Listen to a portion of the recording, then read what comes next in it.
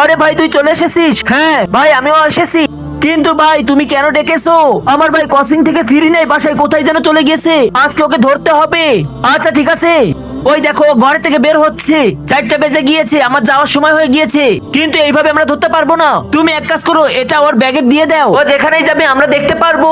আচ্ছা তাড়াতাড়ি চলো। আরে ছোট দাঁড়া, বইটা বাসায় ফেলে এসেছিস, আমি তোর ব্যাগে ঢুকিয়ে দিচ্ছি। তোমরা গান বাজনা ভিডিওতে লাইক কমেন্ট করো, কিন্তু ইসলামিক ভিডিও দেখলে টান দিয়ে সরিয়ে দাও। আজকে দেখবো ইসলামকে ভালোবাসে তারা এই ভিডিওতে লাইক করে চ্যানেলটি সাবস্ক্রাইব করে দিবে। তারপরে তার পিছনে সেটা ঝুলিয়ে দেয়, যাতে তারা টিয়ার পেয়ে যায় সে কোথায় যাচ্ছে। তারপরে তার ভাই সেখান থেকে চলে যায়, আর পিছনে দাগ হয়ে যায়। আর এরা সেই দাগ ধরে ধরে তাকে খুঁজতে লাগে। তার ভাই আস্তে আস্তে জঙ্গলের দিকে যেতে লাগে, তারাও তার পিছনে পিছনে যেতে লাগে। আর ওই যে তোমার ভাই, চলো তাড়াতাড়ি। তুই কোচিং করার নাম করে জঙ্গলে কি করিস? আর এই পলিথিনে কি আছে? আরে এর ভিতর দেখি আটা রয়েছে। হ্যাঁ ভাই ঠিকই বলেছো, আমি এই আটাগুলো এই মাছকে খাইতে দিতে আসি। কিন্তু ভাই কেন? কারণ আমি এই দুনিয়ায় অনেক নেকি কামাইতে চাই, আর সব নেকির মধ্যে থেকে সব থেকে উত্তম নেকি মানুষকে খাবার খাওয়ানো। বন্ধুরা ছেলেটির কথা কি ঠিক? তাহলে কমেন্টে জানাও।